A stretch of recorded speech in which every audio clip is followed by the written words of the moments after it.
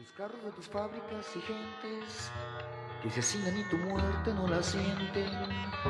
¿Qué harás con la violencia de tus tardes y tus noches en tus calles, de tus parques y edificios coloniales convertidos en veloces ejes viales?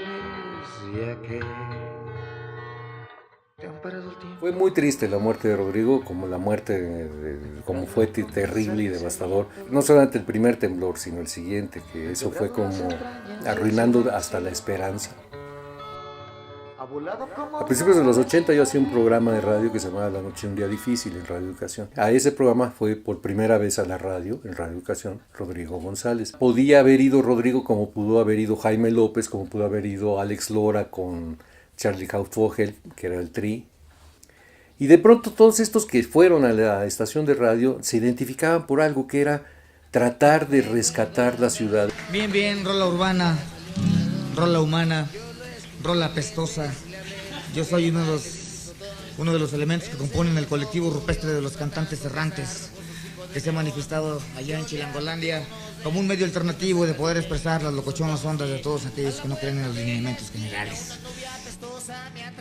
Este es mi folclore, el de esta ciudad que nos roban todos los días. La colonia, el barrio, lo que había caracterizado a la Ciudad de México que Chava Flores cantó. Se iba de un plumazo con decisiones arbitrarias que convenían económicamente a quienes así las tomaban, como Carlos Jan González, y entonces la ciudad se partía con ejes viales, se partía con los circuitos, el circuito interior, etcétera, etcétera. Evidentemente todo iba contra la juventud, siempre fue contra la juventud desde los años 60. Lo que menos querían y lo que siempre habían combatido era la posibilidad de que la juventud se reuniera, pensara y quisiera protagonizar más allá de las limosnas de protagonismo que podía dar el poder. Evidentemente después de Avándaro hubo una represión a cualquier reunión rockera, a menos que fuera, como en el salinismo se demostró, un negocio y lo tuvieran otros y acabaran dándoselo a Televisa. Digamos, también la noche se nos arrebató.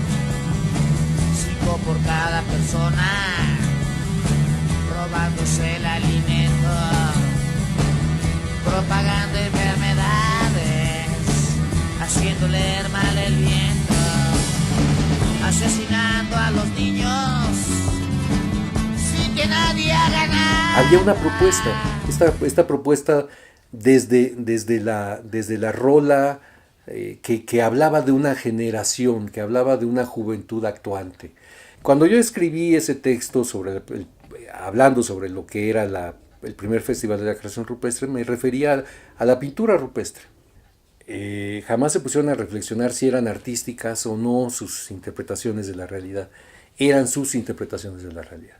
Que era un poco lo que pasaba. Entonces decíamos, bueno, pues esto es rupestre.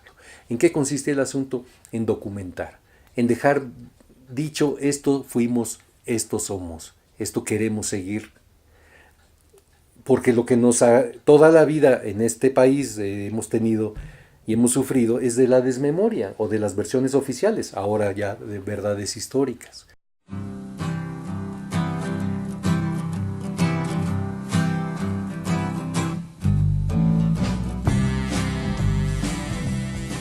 Fue terrible el temblor, pero fue terrible la impreparación ante todo. Evidenció la imbecilidad del poder, la inmovilidad, evidenció la capacidad protagónica que podemos tener cuando hay momentos de crisis, la enorme capacidad solidaria que podemos tener, que después se volvió marbete político de alguien que supo sacarle jugo a ello.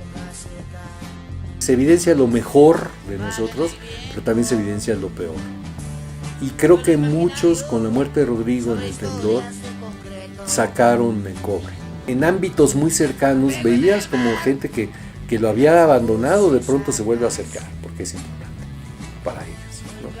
Y algunos otros que querían realmente seguir difundiendo la obra de Rodrigo. Esa misma solidaridad que se mostró en el 85 se mostró en el 88, en la después muy traicionada oposición, ¿no? Pero fueron dos grandes sismos, uno político y el otro físico. Lo interesante es eso.